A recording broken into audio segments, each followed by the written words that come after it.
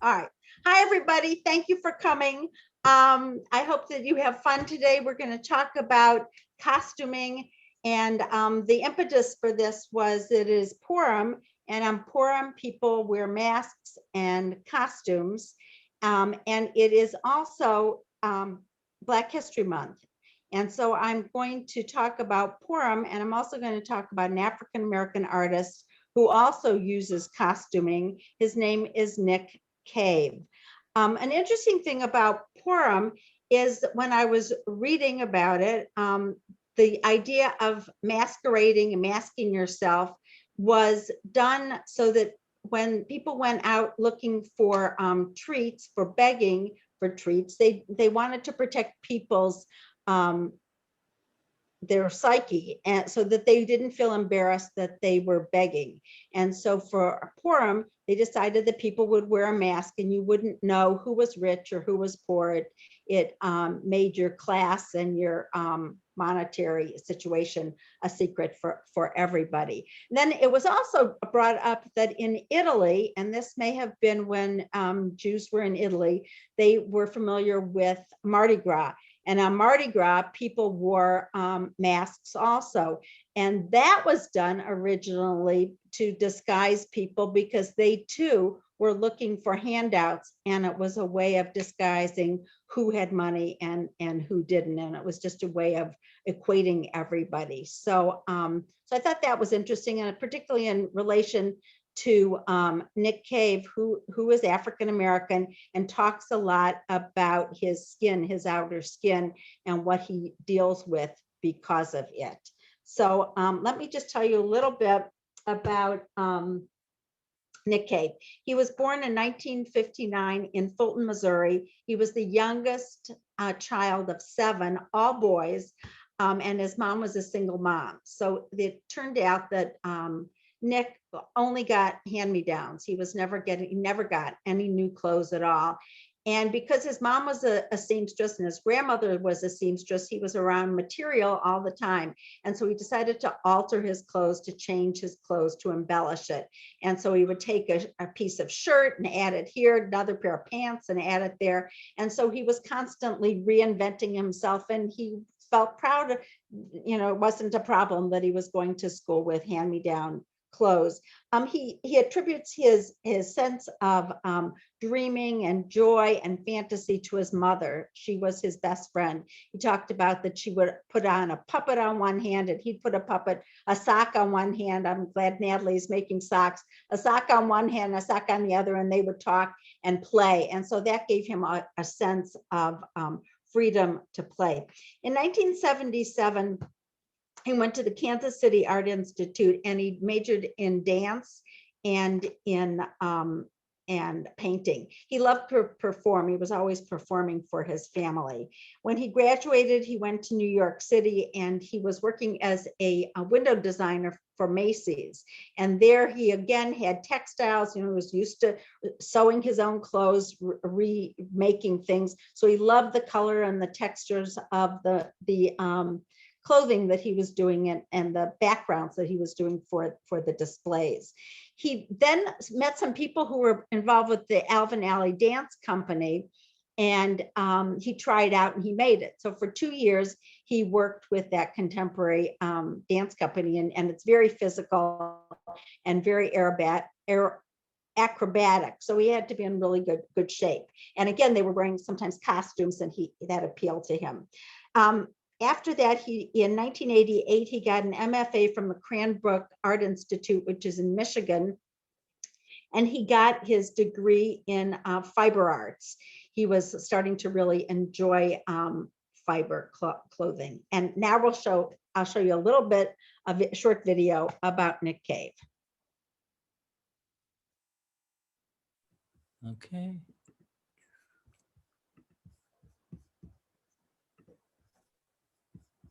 I'm not doing it. Cranbrook Academy of Art is where I did my graduate studies. It was a bit shocking, I think, at the beginning, because I was the only minority there. This is in 1988. I just considered myself another artist out there amongst my peers. And I think it was difficult because it was the first time that I was confronted with my identity as a Black male. My mother told me when I was like 8 years old, the complexity of what I would have to deal with. So knowing made me think I've got to build a thick skin. I've got to be able to operate in a world that could work against me as opposed to for me. What do I do with that?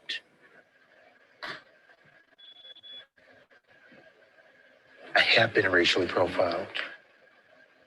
I'm walking out with my portfolio from teaching. I am surrounded by undercover cops saying lie down on the floor because the convenience store was robbed down the street. That has been my reality. Get it together up here. Psychologically, I have to really get it together. And I just have to get quiet to put it in perspective and to sort of not lash out in rage. Mm-hmm. And if I do, lashing out for me is creating this. All of that becomes the impulse to create.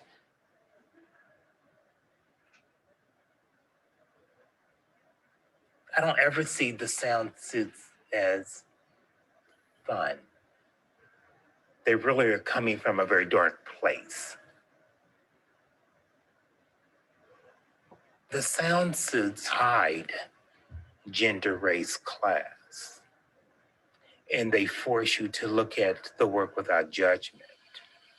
You know, we tend to want to categorize everything. We tend to want to find its place.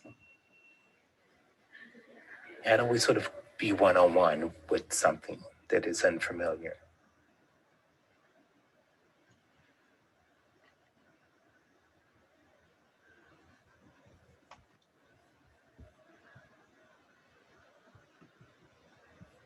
Good, great. I am now going to show you some of his work and how his work evolved. And then I will demonstrate and show you some examples of how you can do this project. So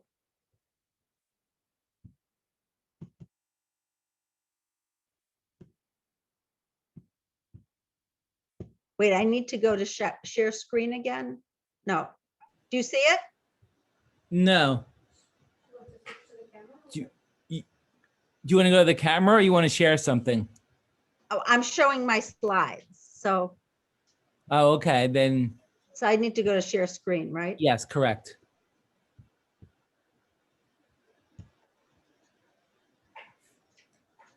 It says you've disabled the participant from screen. Oh, okay. All right, hang on.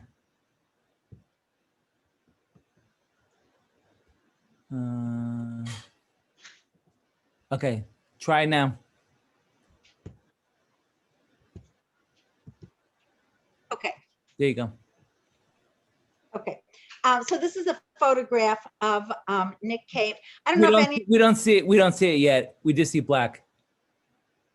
does it sometimes take a while.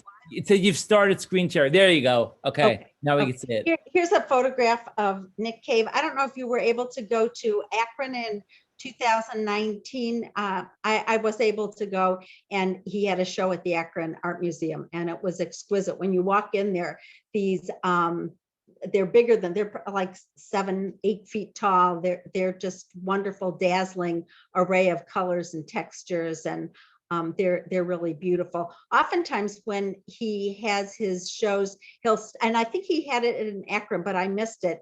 There will be an opening evening where people come. We get students who are dance majors, and they do a choreograph a dance, and then they come out and there's music, and it's quite festive, which is so interesting because it was started as well, you'll see, as something that wasn't from that. So as I had said, he was a major in fiber arts. And so Nick Cave, as many of us do, go back to our roots for inspiration. And so he went back to looking at African textiles. And if you look, they're beautiful patterns, repeated shapes. A lot of these are from the Yoruba people or the Dogons, and they believed in ancestral worship, so that when they were praying to their relatives, instead of a church or in a synagogue, it would be outside. And the people who were trying to get in touch with the dead relatives would completely disguise themselves, so nobody knew who they were. And it was a way for them to become so enmeshed in their prayer that they could actually communicate with those dead relatives. And the fabrics were just beautiful. Now remember, these are not staying still like the costumes that we saw in the museum, but they're actually dancing and moving. Notice the headpiece here, I thought was really interesting, and sort of a hollowed out shell and then decorated on the outside. And we saw that with a lot of his work. He uses cowrie shells that are here. So when you're doing your project, you're going to look for things around the house that are indigenous to you, or something that you'll be cutting up. Again, patterns, he loves patterns, the repeated circles, the circles here by the ears, the eyes, and even the hair was formed into circles. I thought that was interesting. And most of this is done with needlework. Again, there's raffia here on the arms, there's feathers up here, raffia around here, grasses. And the face is completely disguised, and there's movement. This one was interesting. They oftentimes take pieces of fabric and sew them together. Sometimes they're from a relative that perhaps died, and so they keep adding to these ceremonial outfits, and it will give them perhaps more power. And on top, the person is wearing a wooden mask that was painted, but I want you to look up here at all these little figures, because you're going to see on a lot of Nick Cave's projects that he incorporates tchotchkes, things. So you'll be seeing that. Here's another one, the symmetrical design. The colors are exquisite. The embroidery, the needlework is just, I think, really beautiful. And again, this might be all different fabrics from different deceased relatives. If you want the person that's doing the prayers for you, you might give them your dead mother's, deceased mother's, a piece of her cloth. And the face is over here, and over here is just a small metal or wooden face. Again, maybe all of these separate pieces belong to a different person, and they're put on. Everybody in the congregation doesn't put on the textiles. It would be certain people, like a rabbi or a priest. Sometimes they're sequins, sometimes they're satin, sometimes they're velvet, depending upon the person. This one I thought was interesting. They used some raffia here, grasses. Maybe these might be some kind of beans. So look what you have. This is done with grasses, which are like a raffia. This one took hours and hours to do. Their cowrie shells, and they're all sewn on, and we've got some fur there. And this one I included because of the color. Nick loves color, and you can see that they're really dancing. And the people that are doing this have to be fairly strong, because the costumes that they're wearing are heavy. Here they're parading, and then they'll go to a main open area where the dancing will proceed.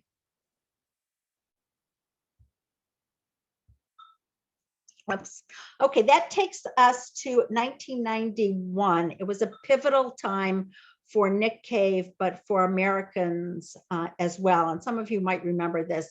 It was the beating of Rodney King in Los Angeles. He was an African-American man driving down the highway. He was speeding, and he was intoxicated, and the police stopped him. And he tried to get away because he knew that he had he was out on bond, and he would have to go back to jail. He had he was out on probation because he had robbed somewhere. So he wasn't a saintly person, but he didn't deserve the amount of beating that took place. And there were 4 white officers, and they beat him, and they stomped on him, and they hit him. It's like what we've been hearing on the news all the time, but this was back in 1991.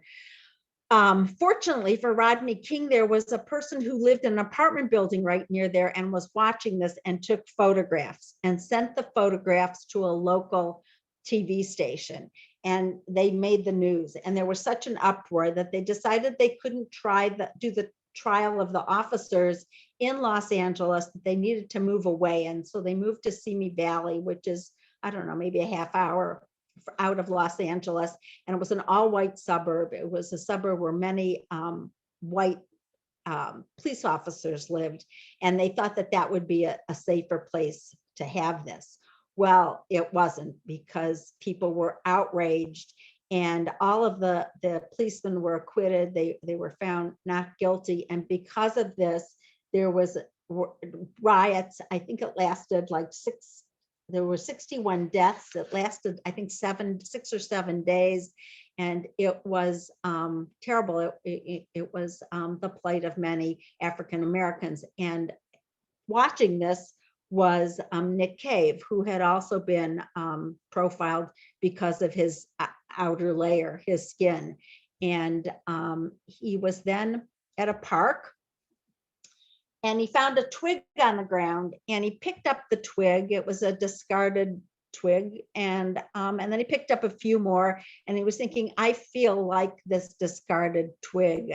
It's useless. It has no use. It's like the clothes I used to be given by my brothers, but I'm going to do something with it. So he took it back to the studio, gathered many, many more twigs, and put them together in this suit. And he put it on. It was, very large, and he put it on, and he heard he was making noises, and he then dubbed it a sound suit. And because of his dancing, he liked wearing it. And this was the beginning, the impetus for his sound suits.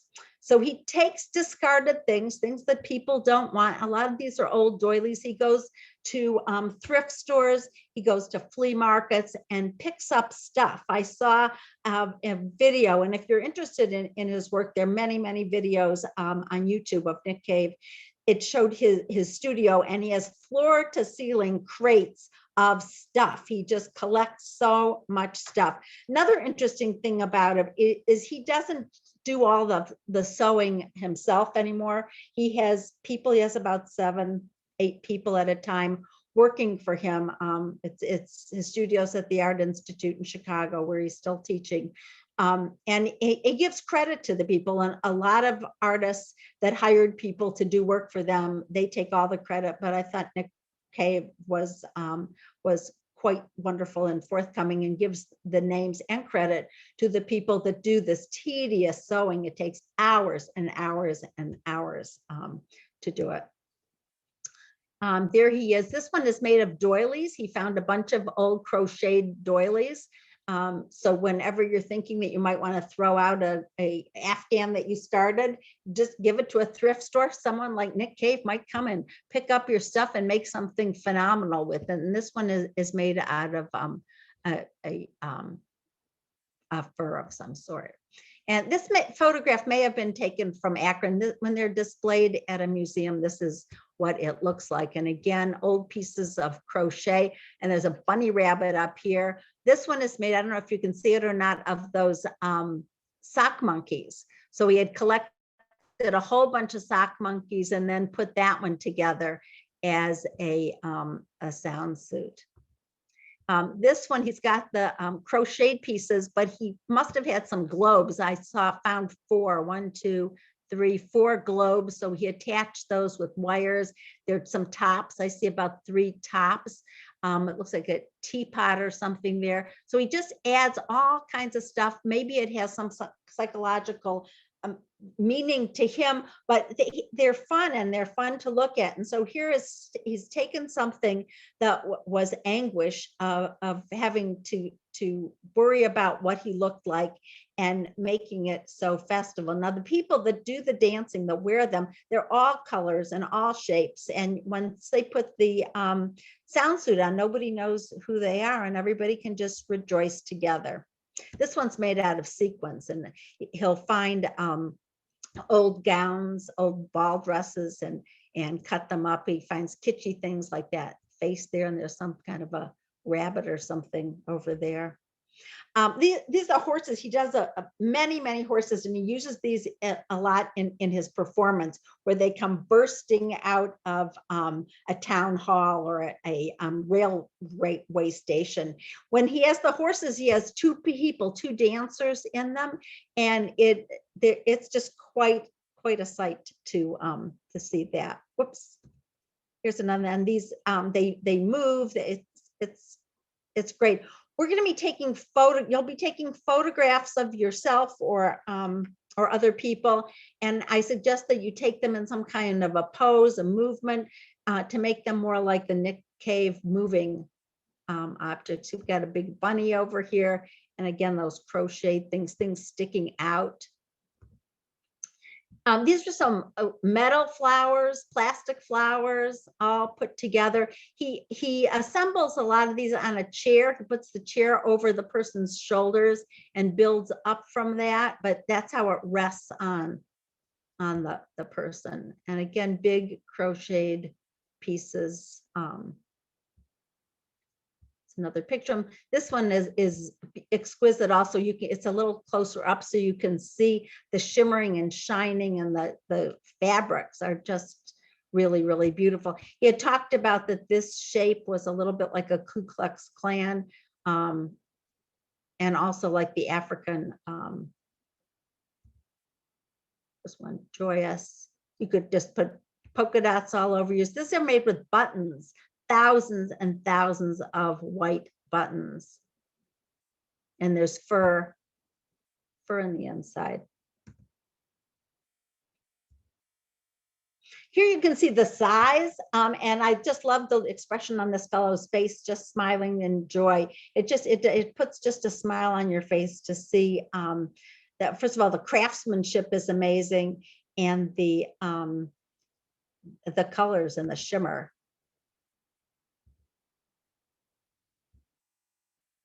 Okay, now I'm going to show you some ideas about how you can get started. So let me, oh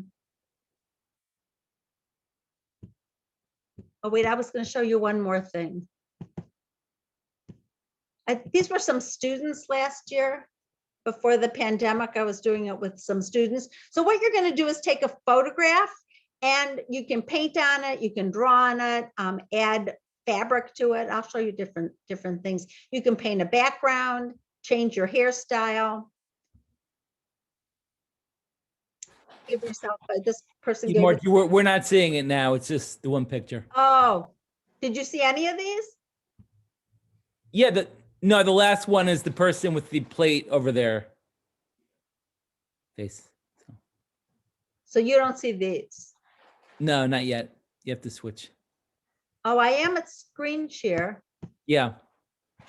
I think it's still your other.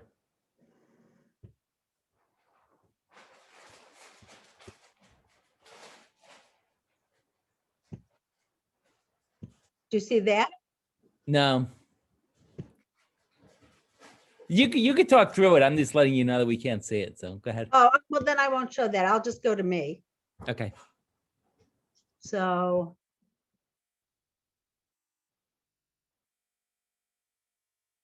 So let's just do this.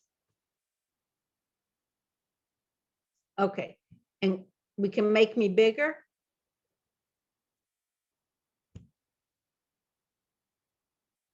Hang on, you still screen sharing. Oh, okay.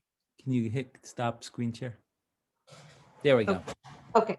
All right. So what I am suggesting to do this, does anybody have any questions before I go on?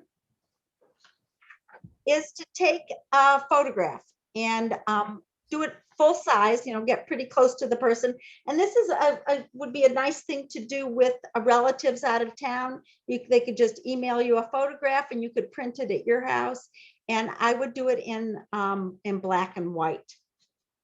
If you don't, this is my granddaughter, Ava. If you don't feel comfortable or the person doesn't feel comfortable sharing, if you go on to search, you can find dancers. I suggest you use like someone that's moving. So some kind of a dancer. Here's another one.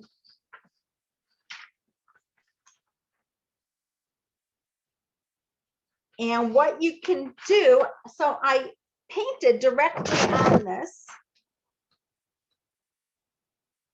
for this one. And then I cut it out. Now, when I painted it, I made it larger than it was. So you want to get a plain white piece of paper.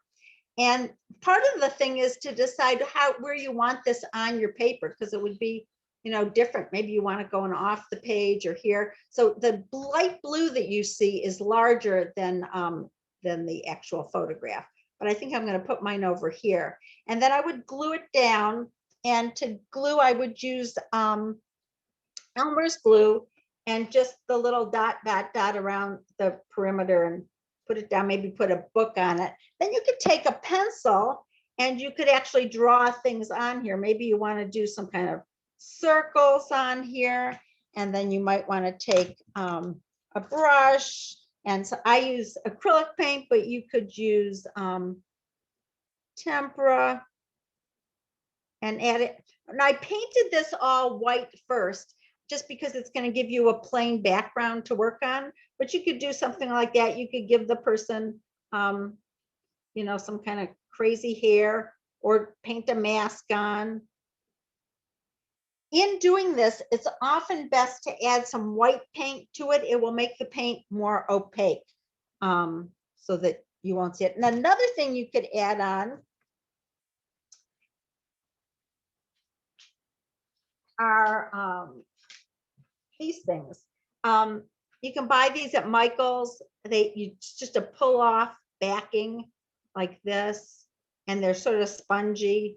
Preschoolers oftentimes use them, and they're nice because you can cut them too, and you can stick them on, and they come in all different kinds of shapes, all different kinds of colors. You could put that on the hair. You could have it coming out of her hand. You could add these all over. So that's a fun thing to do. If you have stickers at home, stickers are fun. Any kind of stickers. They could be animals or something, so that you could do one of those hats like he was doing, and put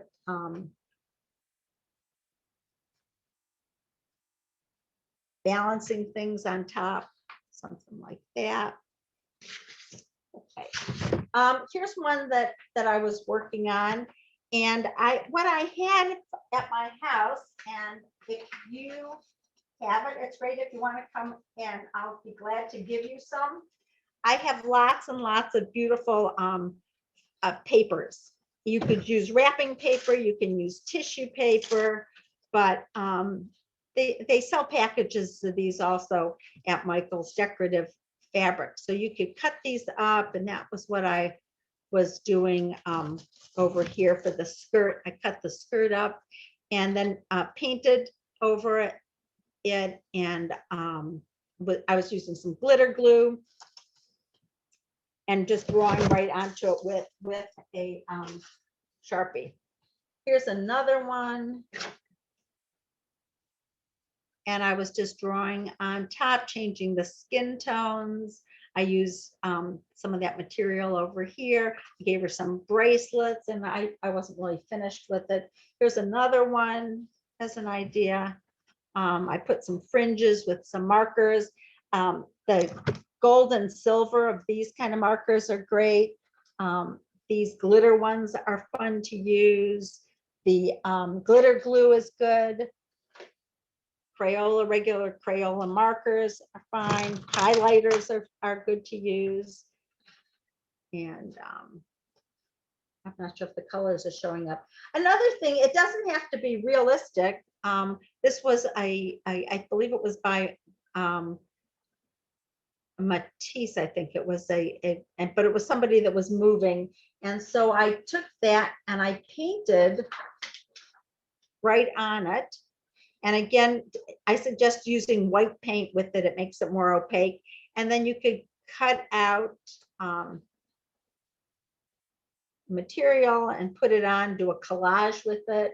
This one was really fun. I found, I'm looking at stuff that I have around my house, and I had this tape.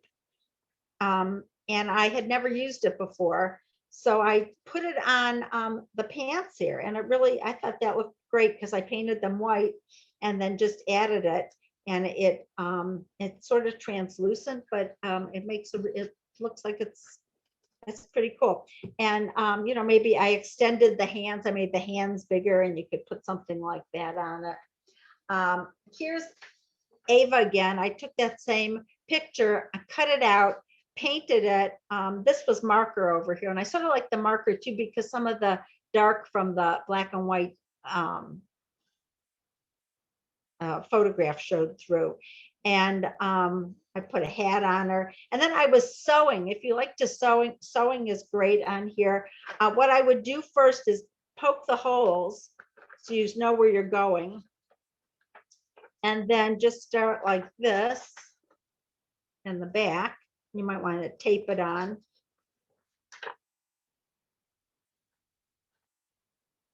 And then